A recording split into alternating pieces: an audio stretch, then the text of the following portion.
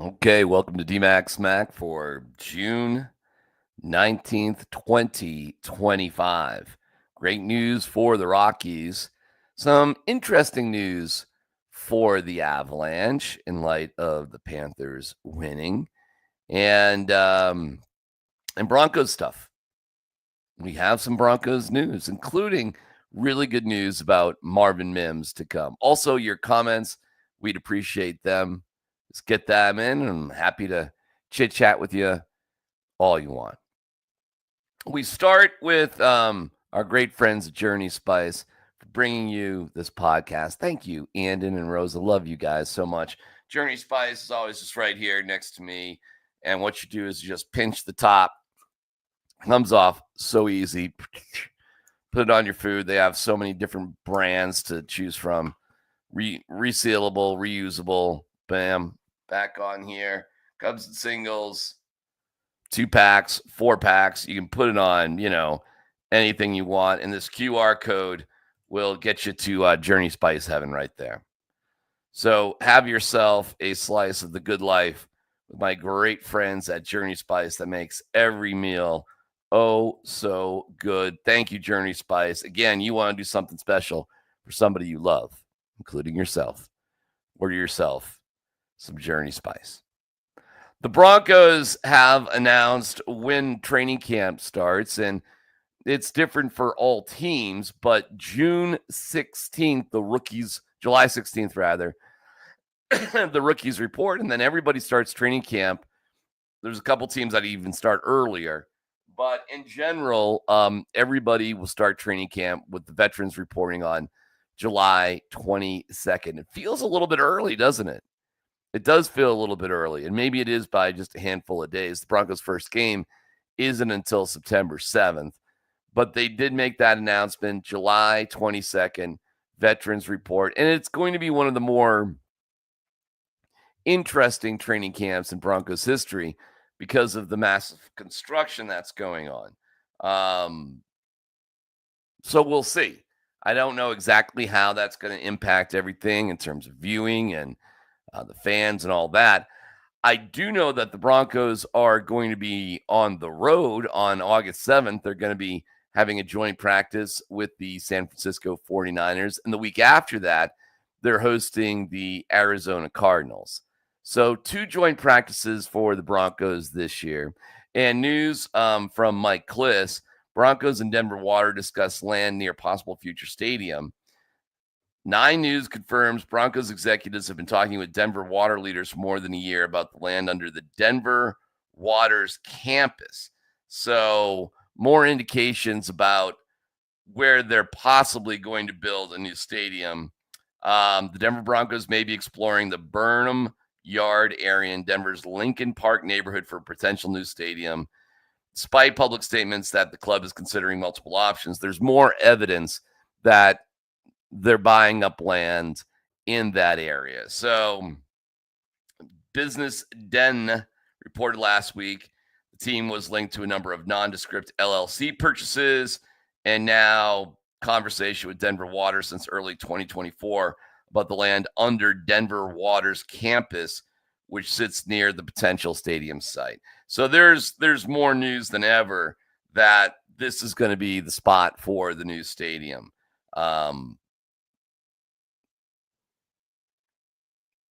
Yeah, I'm fine with it. I was personally, of course, rooting for the Lone Tree Broncos, but I might have been the only one rooting for that, frankly. I understand wanting to keep the Denver Broncos in Denver. This is an area that is just hard to sort of imagine because there's really no point in going. There's nothing to do. There's nowhere to go right around this area, what we're talking about right now. But hey, it could be awesome. So we'll see. Meanwhile, we do have some other news. Cornerback Mario Goodrich is expected to sign with the Broncos. Okay. So your cornerbacks for the Broncos are Sertan Moss, Barron, McMillan, Abrams Drain, Mathis Goodrich, Newsome, Taylor, Pickett, Robinson. The team is shaping up. They waived defensive back Tanner McAllister, played in 3 games for the Broncos last year. Gotta admit, don't really even remember him.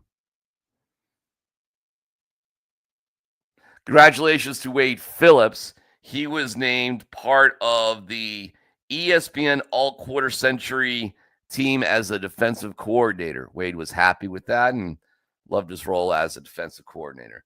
So way to go, Wade. Congratulations to the Florida Panthers. We'll get to the Rockies here in a second. But I did want to show you something. The Panthers won, and these are the odds next season to win the Stanley Cup. And you can see the Avs are tied with the Oilers and Panthers as the 3 favorites to win the Stanley Cup. While that's awesome in one regard, you have to understand, too, that the Avs are dead last in available cap space. $1.2 million right now. Dead last. So that means there's not a lot of choices in terms of your roster, aside from coming back with who you've got, which also means your team this year underachieved. And that stings. But it's good to see how favorited they are. I think the Nuggets also will be high favorites. You can see, I think Oklahoma City wraps things up tonight.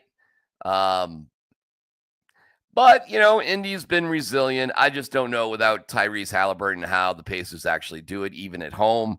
I think OKC is just a better team. And, hey, we know what it's like to play Oklahoma City when your guys are injured. So I think we have promising news for the Avalanche and the Nuggets. As frustrated as we were about the performances of the Avalanche, losing the first round to the Stars, the Nuggets, perhaps, especially considering their injuries, probably overachieved against the best team, what it seems like in basketball, with Oklahoma City. So there's that. Congratulations to Seth Jones. He's the first player named Seth to win a Stanley Cup. He is the son of Popeye Jones, and he grew up playing hockey, learned how to play hockey in Littleton. It's part of the Littleton Hawks program. And, yeah, congratulations. You're the first guy named Seth to win a Stanley Cup. So local kid does really, really well. We've known a lot about Seth Jones for a long time. I think that's awesome. Moving on to the Rockies. I'm not sure how you guys are feeling about it, but let me just give you some facts as they win 3-1 last night against Washington, who is terrible and has lost 11 games in a row. The Rockies win 3-1. It's not a sweep yet. They play the Nationals again today at 11 a.m. Mountain Standard Time. But the Rockies have won 4 in a row. They have won 5 of their last 7 games. In their last 15 games, they are 8-7. By any measure you can imagine, the Rockies are playing well. Period. And Marquez gets a win yesterday. He, in particular, has been pitching well. Marquez goes 5 2/3, 6 hits, but spreads them out and doesn't allow any runs. 2 walks and 2 strikeouts. So good defense by the Rockies. Bird does a third of an inning, no runs. Mejia gives up 1 run, and that's it. And Halverson and Kinley close the door in the 8th and the 9th inning. Halverson, in particular, closes it out with 2 strikeouts in the 9th, throwing, 100 miles an hour. Although he used some off-speed pitches to mix things up, which was very, very effective. So the Rockies get the win. I understand the Nationals are terrible. But as bad as the Nationals are, they have 14 more wins than the Rockies. Rockies are now 16-57. So they've gotten half of their wins on the year in their last 15 games. So June has been relatively kind to the Rockies. Here is Warren Schaefer talking about Marquez and the game overall. Man, he set the tone. Birdman did a great job coming in and doing what he does, getting the big out. Mejia, TK, to Halvey at the end there. Just good stuff from pitching department. Big hits. I mean, we hit the ball hard early. I thought that Parker made an adjustment midway, which was really good. Went going soft, and we had a tough time making the adjustment on top of that. But we got a big homer from Mike. We got a big homer from Beck, and Ritt. Nice job getting that squeeze down. I mean, that's big time for him, man. I mean, that's hard to do, especially against the Lord. Lord's really good. So it was just it was a good game overall. Only thing you left out was the defense. I feel like. Oh, I'm sorry. Yeah, the defense was really good. Yeah, I mean, all the way around. I mean, how about Arcea's? Arcea's play saved the game early. Yeah. The diving, line drive catch. BD, another dive out there. I'm probably missing something. Play Ritter made up was 107 off the bat. Really good play. Yeah, really good play by Ritt. Good throw out by Braxton. Braxton caught a heck of a game back there, leading Markey as a young catcher. I thought he did a really nice job. It was a lot of good stuff tonight. Fun. Again. See if they can get the sweep against the Nationals. We got the Diamondbacks coming to town for the weekend and then off to L.A.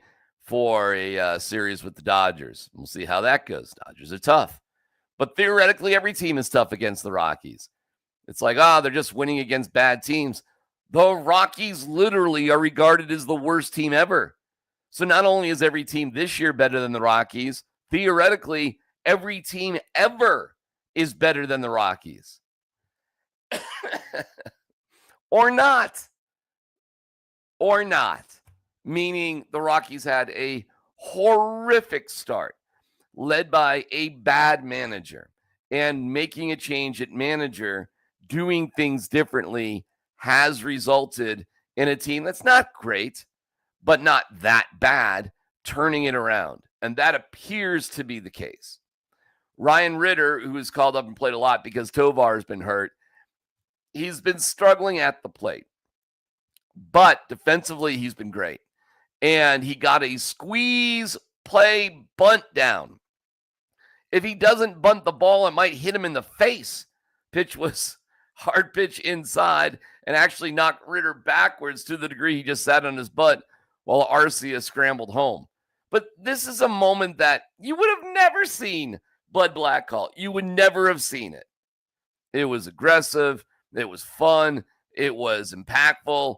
Ritter was sully after the game. Ryan, walk us through that suicide squeeze. Yeah, so I know he has a lot of two-seam to his ball, and I was expecting a ball to my face, honestly. So I just know I had to get a job done and get it down, and Arcia's going to come home. So that was the main goal, just get it down. You did a phenomenal job, obviously. Talk a little bit about the defense. You made a play. I don't know if you know how hard that ball. That was 107 miles an hour off the bat. Orlando made a diving catch. Brenton makes a diving catch. How important was the defense today? Yeah, it was amazing. I mean, a lot of us made good plays today. That's important in big games like this, close games like this. So we embraced our defense, and it showed up today. Lastly, talk about this group of guys and how much you guys have bonded together in this last couple weeks. Yeah, I mean, I've been here for 2 weeks now, and it's been great. I mean, I didn't know what to expect coming in here, and then when we got our first win, it was great vibes. Like, it was awesome seeing the first win, and then from there, we've just been building on it, keep rolling, and it's been a great couple games so far. All right, get in there and enjoy it with the guys. Yeah, all right. Okay, very good. Exciting. Again.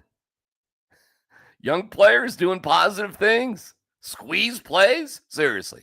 When was the last time you saw the Rockies execute or even try a squeeze play? Seriously, when? Well, that happened last night in a close game. You play for one. This is what killed me about Bud Black. Every inning, every game, he was playing for big runs all the time. And it led to kind of some ridiculousness throughout time.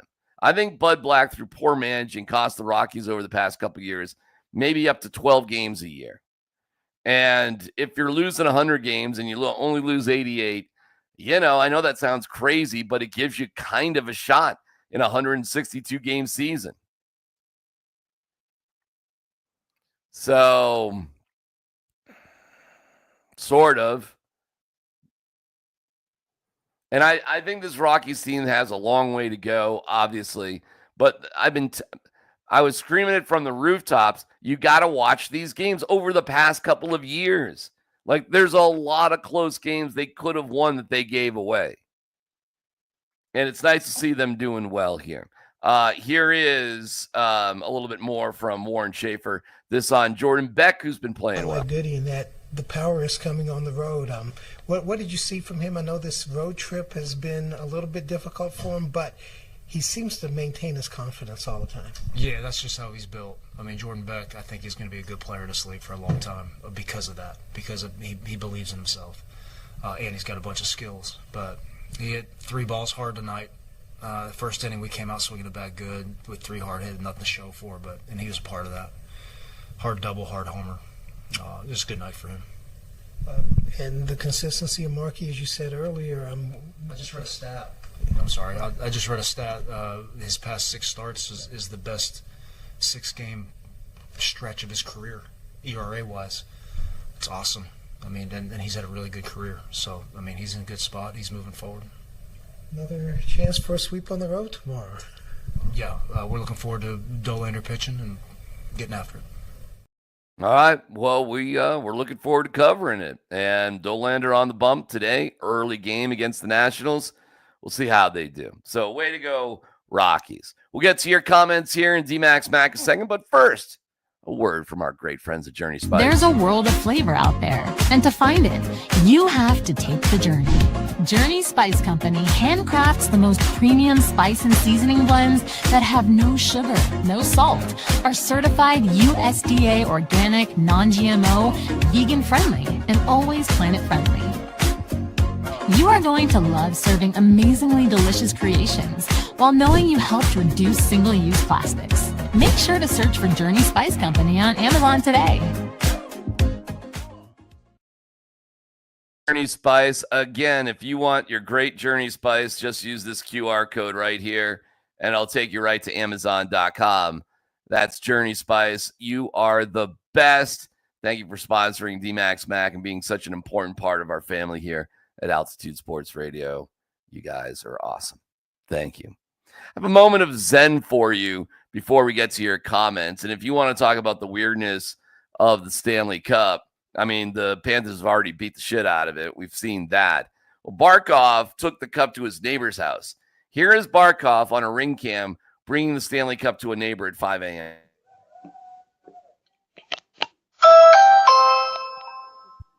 Just ringing the bell. It's kind of dark. What's going on? Hey, it's a guy who just won a Stanley Cup. It's knocking on the door. I want to show you. I want to show you the Stanley Cup. And you're like, what are you talking? He's coming. Oh, he's coming out or what? Yes, he's coming. Yes, he's coming. Turn your lights on. It's dark out here. You asked for this. You asked for it. What's up? He's on his way. How funny is that, man? All right, let's get some of your comments and see what we got here. Good morning, DMac. Let's go Dodgers. Oh, Lakers. Oh. The Lakers sold for $10 billion to the owners of the Dodgers. Genie Bus will remain running things. Luka Doncic said, yay. $10 billion. Wow. That's crazy. Dominic, get lost. That's okay. ESD training camp is a little early, I think, it's always in the last week of July. Yeah, it's a couple days early, maybe 4 or 5 days earlier than usual. Yeah. No one cares or wants to hear from lazy loser bandwagon LA fans. All right, little anger. DMac, do the Avalanche have the cap space to make improvements going into next year? All this talent and repeated heartbreak is killing me. Troy, the answer to that is no. They only have $1.2 million of cap space. They are the most cap-strapped team in the NFL. So no, right now the answer is no. They would have to make some moves. You'd have to, if you want more cap space, you would have to move on from Gerard, Natchez, guys like that. So, or just going to run it back with the same dudes. You answered my question, so we are screwed. we're not screwed if you believe that you can bond and succeed with the team that you have. You're not screwed at all. If it is the right guys and they just needed more time together, you're fine. If you don't think you have the right guys, and still 40 games under 500. Yeah, it was a horrific start for the Rockies. So who is the real Rockies team right now? Is it the team that's 8-7 in their last 15? Or is it the team that was 8-50 in their first 58 games? Because they're 16-57 right now. I did that math real quick. Impressive, right? 8-7 in their last 15, or 8-50 in their first 58.